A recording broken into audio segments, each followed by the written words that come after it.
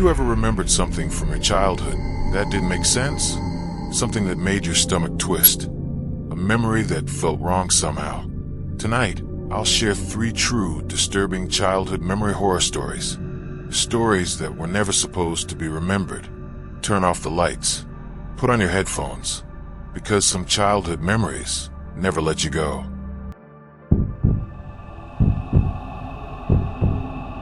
It was just past midnight when I heard the door creak open again. I froze in bed, heart thundering. The air was so still I could hear my own pulse echoing in my ears. The moonlight barely touched the floor, but I could see it. That thin line of light beneath the closet door. It flickered.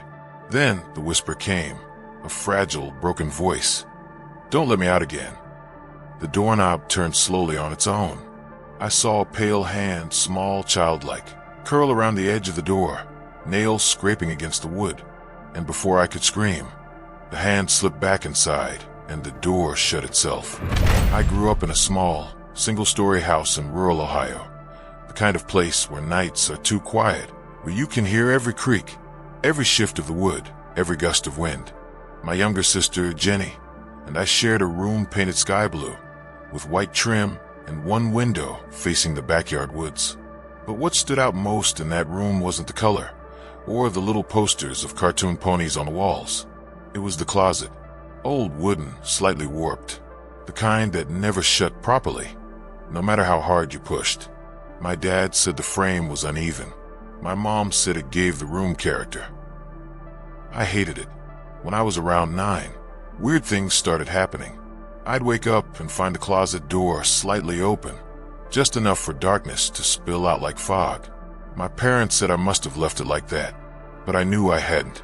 And then came the whispering. At first, I thought I was dreaming, faint, breathy sounds, almost like the wind sneaking through cracks in the wall. But then it began saying my name. Sarah, soft, dragging, almost playful. The voice was faint, like someone whispering through fabric. I'd hide under the covers, trembling, too afraid to call for Mom. And every morning, I'd find the closet cracked open again. One night, I woke up to the sound of something tapping. Tap, tap, tap. I turned on my bedside lamp. The tapping stopped instantly. I glanced around the room. Jenny was asleep, breathing softly, her blanket rising and falling. Then it came again. Tap, tap, tap. It was coming from inside the closet. I whispered, "Who's there?" And something whispered back, "Don't let me out." I screamed.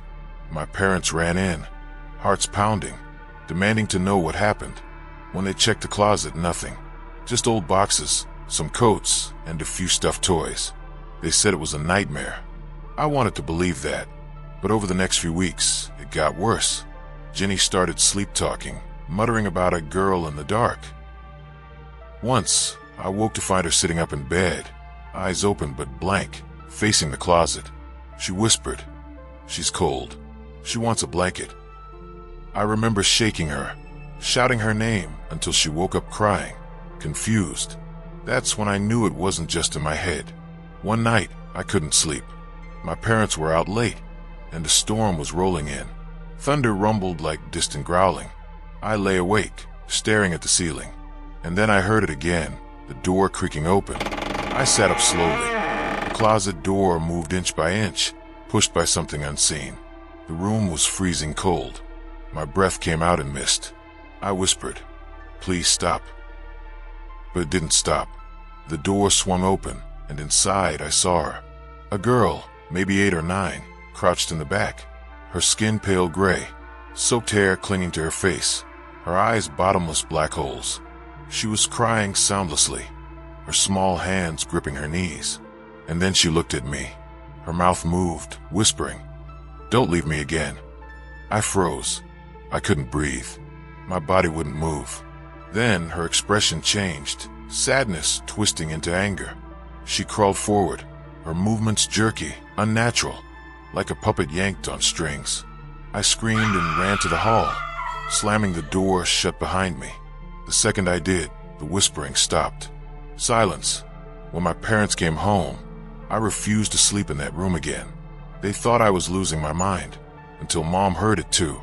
2 nights later, she went in to check on the closet herself.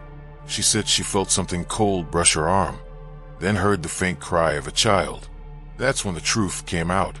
Years before we moved in, another family lived here.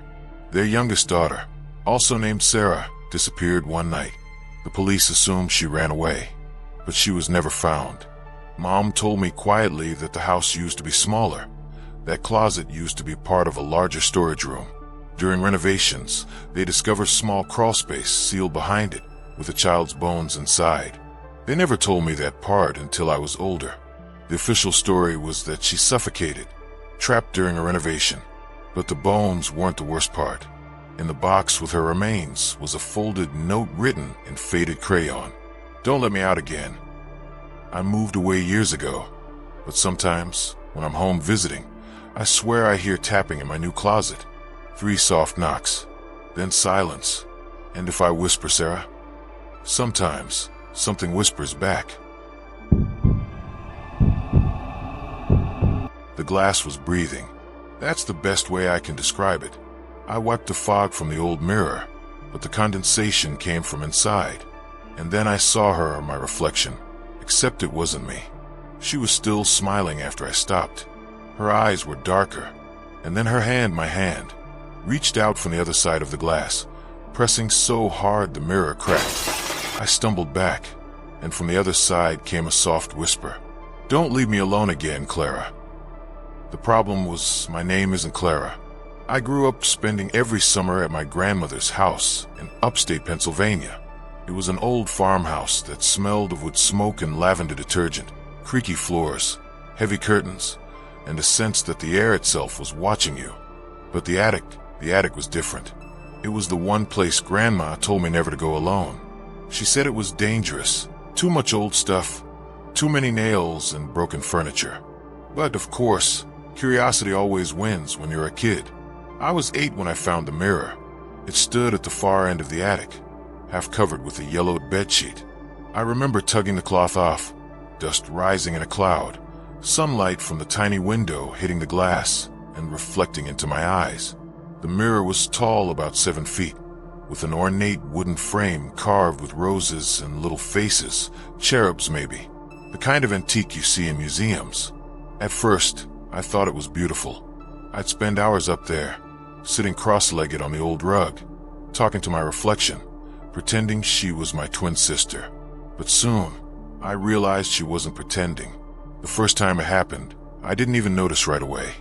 I was brushing my hair, and I dropped the brush. When I bent to pick it up, I saw in the mirror that my reflection had already straightened back up. Only I hadn't. I froze. I stared at her.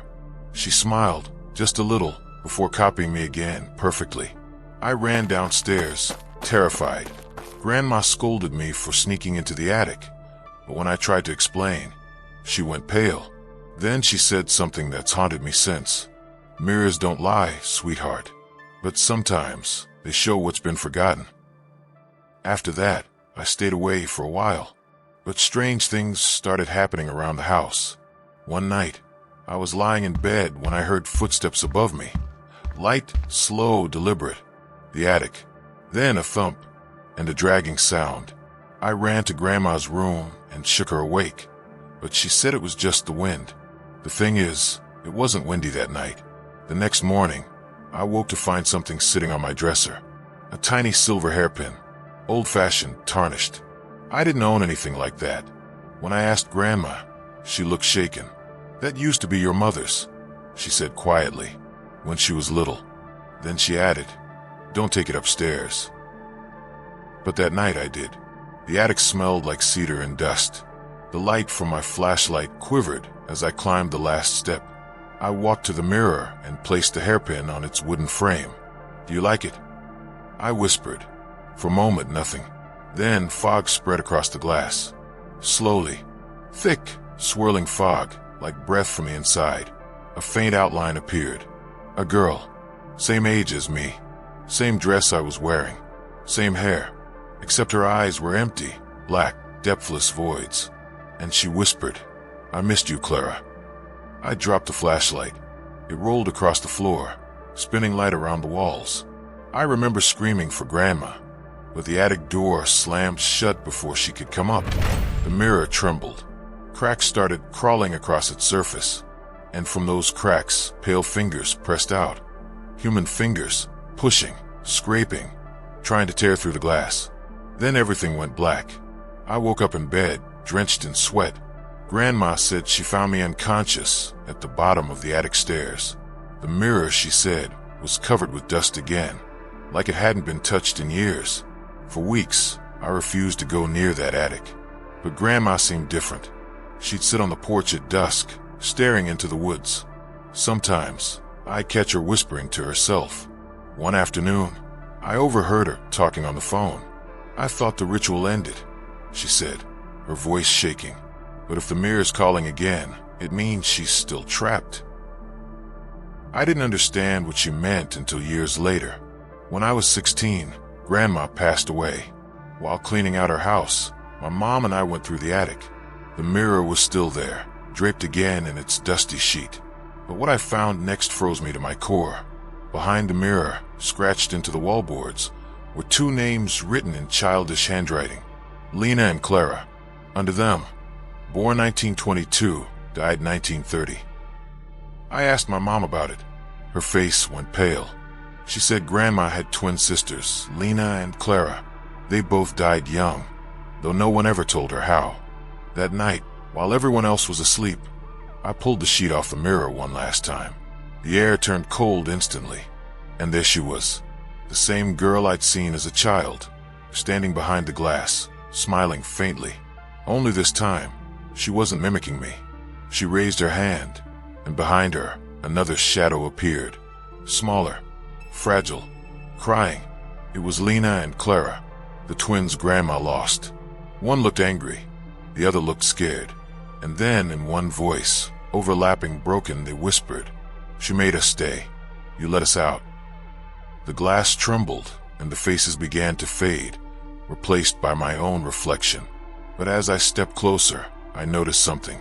My reflection's eyes, they weren't mine. They were darker, deeper, and for just a second, I thought I saw two faint faces hovering behind me.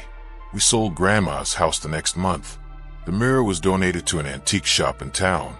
A year later, the shop burned down. The owner died in the fire, trapped inside the back room. When they found his body, he was lying in front of that same mirror, cracked in half. And scrawled into the soot on the wall behind him were two childlike handprints. Now, every time I pass by my bathroom mirror late at night, sometimes I see fog forming on the inside. And once, just once, I swear I heard a whisper behind the glass. "Miss me, Clara?" The sound that woke me wasn't a scream. It was laughter, high-pitched, childlike. It came from somewhere deep in the forest. When I looked out the tent window, I saw my little brother standing barefoot at the tree line, staring into the dark. His pajamas were soaked, his face pale as bone. I whispered his name, but he didn't turn. Then, behind him, two smaller figures stepped out of the woods, hands clasped, heads tilted. They smiled, and I swear to God, they had my brother's face. When I was 7, my family used to go camping every summer in the same forest near Lake Porter, a place dense with pine trees and morning fog, where even during the day the air felt heavy, like it was holding secrets. It was 2005, no smartphones, no GPS, just a cheap yellow tent and a rusted blue cooler full of hot dogs and soda. My dad loved it there, said it was peaceful. My mom hated it but went along for us kids, me and my 6-year-old brother, Sam. I remember that first night so clearly.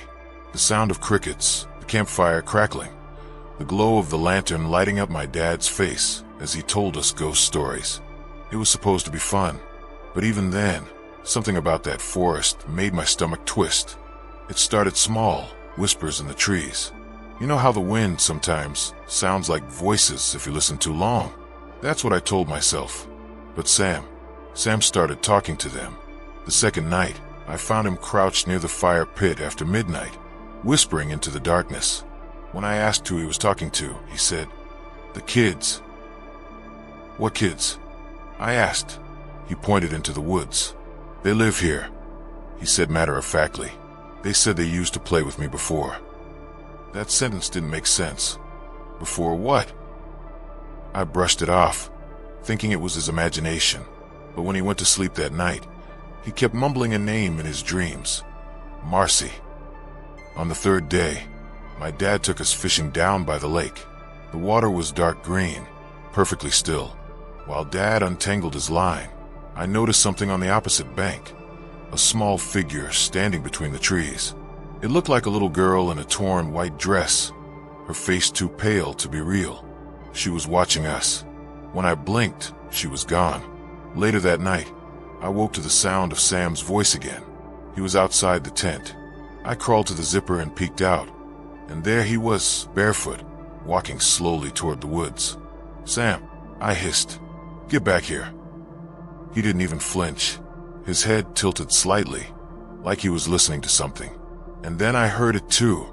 Faint laughter, just ahead of him, coming from the trees. I ran out after him, the cold grass cutting my feet.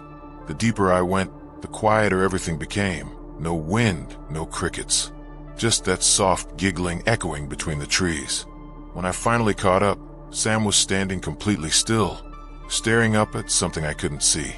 His eyes were glassy. When I grabbed his shoulder, he whispered, "She says I have to come play with them now." I dragged him back to camp, both of us shaking. My parents thought it was just sleepwalking, but Sam didn't sleepwalk the next night, because that night he didn't sleep at all. The storm hit just after midnight. Heavy rain, lightning cracking through the sky. Our tent rattled with wind. I woke up to Sam's scream. It was short, choked, like someone had covered his mouth. I scrambled up, shining the flashlight. His sleeping bag was empty. I ran out into the rain, shouting his name. The forest looked alive in the storm, branches twisting, shadows bending. And then I saw him, standing at the tree lane again. Next to him were two other children, both drenched, skin almost blue, holding his hands. They turned toward me slowly, their eyes hollow black pits. One of them smiled, water dripping from her mouth, like she'd been underwater. I froze, unable to move, as Sam whispered something I'll never forget. They said they used to live here too. Lightning flashed, and for a split second, I saw what they really were. Their faces weren't faces anymore. They were rotted, burned. The girl's hair hung in wet clumps, the boy's arm twisted at an impossible angle. And then they were gone, just like that. Sam collapsed. I dragged him back inside the tent, shaking uncontrollably. The next morning, Dad packed everything and said we were leaving. He didn't ask questions. None of us spoke the entire drive home. A few weeks later, my mom went to return the tent we'd borrowed from a family friend. That's when she found an old newspaper clipping stuffed inside one of its pockets. It was dated 1978. Headline: "Local orphanage burns down, 12 children dead." The article said the orphanage had stood near Lake Porter, the same forest where we camped. The cause of the fire was never determined. No bodies were ever recovered. Mom showed the clipping to Dad, and he went pale. He said the night before the storm, he'd gone to get firewood and found an old wooden sign nailed to a tree near camp. It read, "Porter Children's Home, established 1926. We never went camping again after that. For a long time, everything seemed normal. Sam stopped talking about the kids. He stopped saying Marcy. He even started sleeping better.